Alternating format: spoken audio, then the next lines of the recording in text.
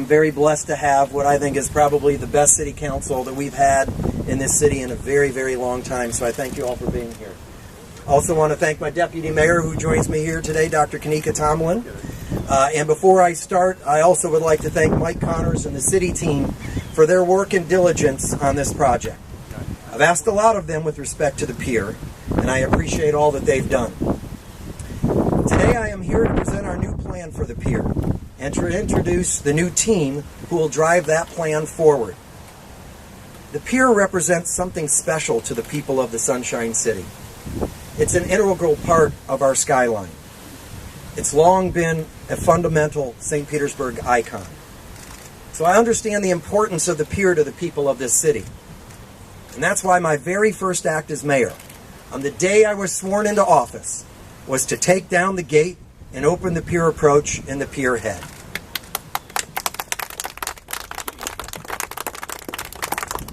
The response my administration has received from that one simple act has been incredibly positive. The second thing I did as mayor was to hold numerous meetings with community leaders and stakeholders, some of whom served on the original Pier Task Force or on the 828 Alliance, and some of whom were leaders with members of organizations like Build the Pier, Concerned Citizens, Stop the Lens, and the Chamber of Commerce. We all met to build consensus on a plan for moving forward, and they are standing here with me today because they believe we have before us a plan which is fair, which is transparent, and which is comprehensive. So today I am pleased to stand with many of these leaders and announce our new plan for moving forward. We're going to do this the right way. Form will follow function, not the other way around.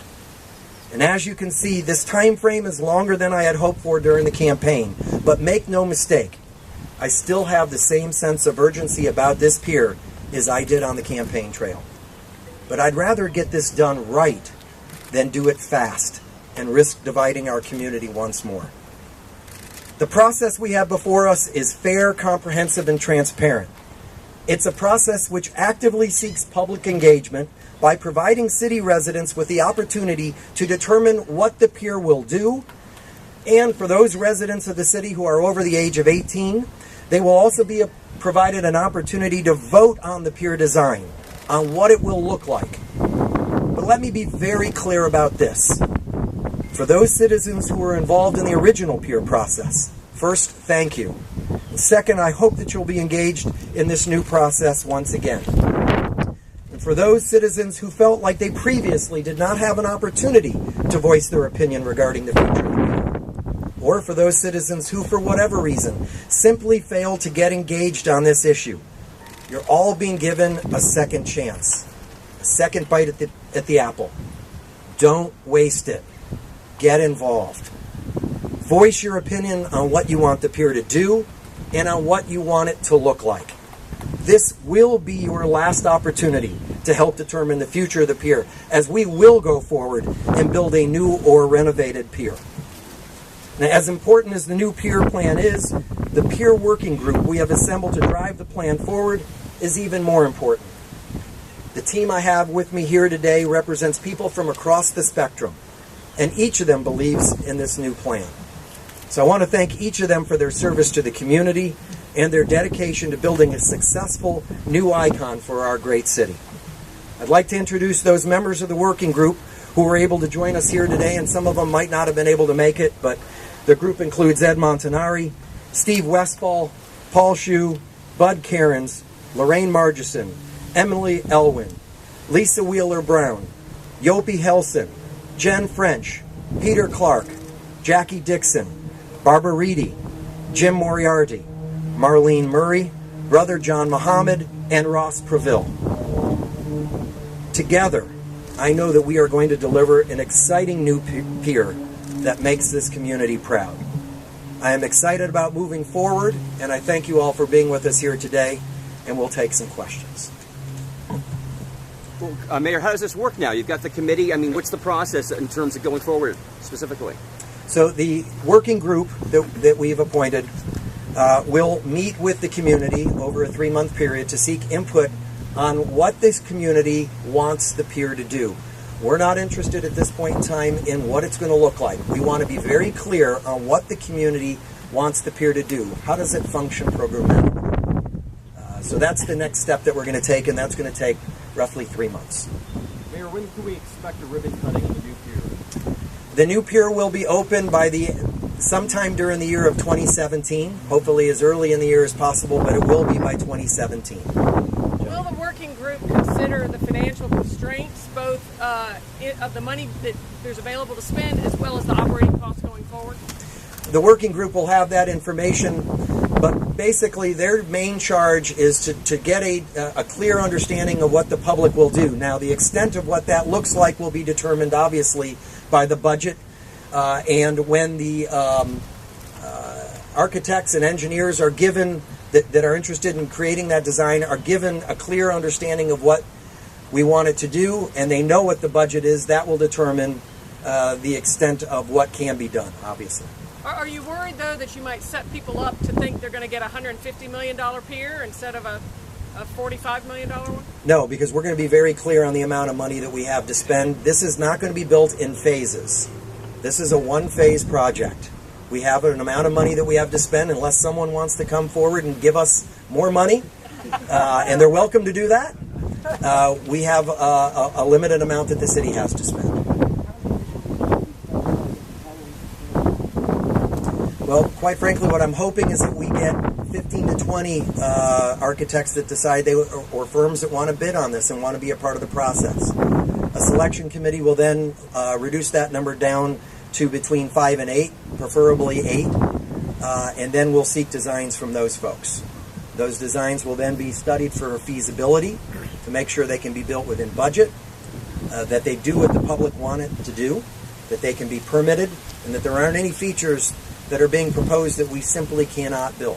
Mayor, who will be the selection committee? Selection committee has not been named yet, but it will be made up of professionals, and it will include members from the marine sciences field, so that we can also take into consideration the impact of sea level rise, because this is a structure that's going to be on our waterfront for a long time. Will there be any elected officials on that committee?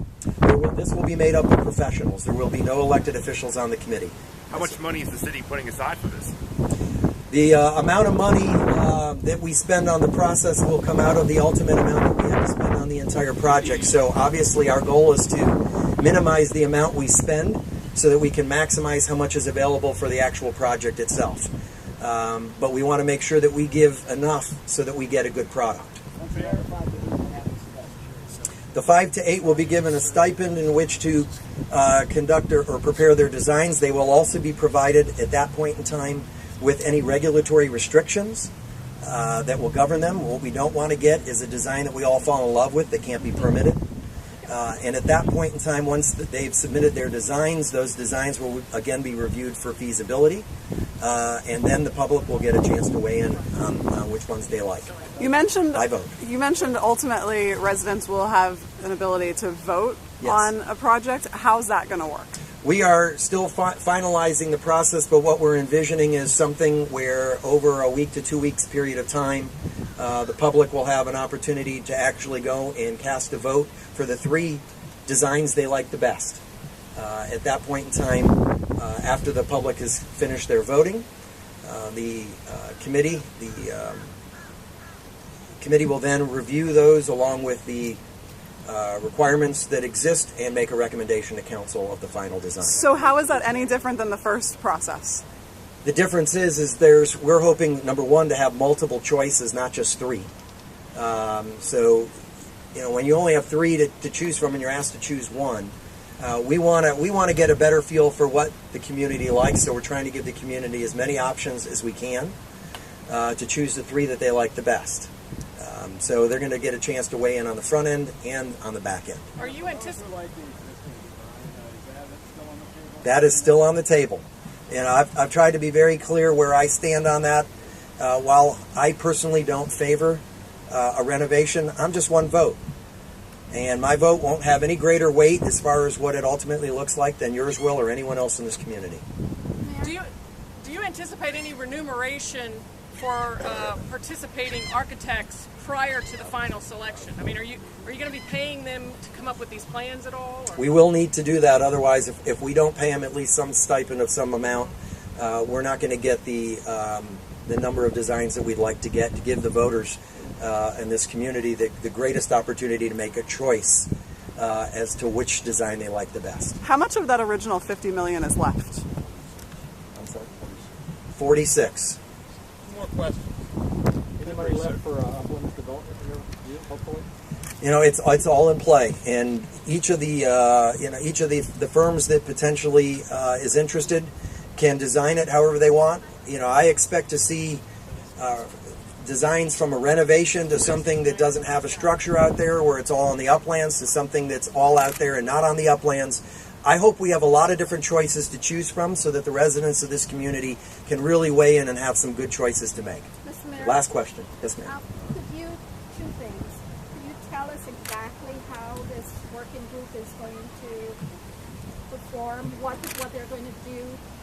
Are they going to be inviting people to come listen or talk, or what? The selection, or the working group will be going out into the community and holding meetings with the community to give the community an opportunity to provide their input as to what they would like to see this pier do, how they would like it to function. Again, that is really their sole charge. Is we want to be very clear on what the community would like this structure to do. So how do you tabulate that? How do you? Well, you begin, first off, we're not starting from zero on this process. We've got task force that already met multiple times and provided some recommendations. So we're going to start with the original task force recommendations. We've also gotten input during the 828 Alliance process, and in addition, there was also a poll that was conducted. That's a starting point that they can begin with, and people can then, and we'll be putting all those, if they're not online, they will be shortly. People can look at those, take a look at them, and see what's in there that they like, what's in there that they don't like, what should be in there or what shouldn't be in there, and provide that information to the working group, who will then take all that information and then come to a conclusion and give a report to us with that conclusion. Thank you guys so much for being here today. We really appreciate it.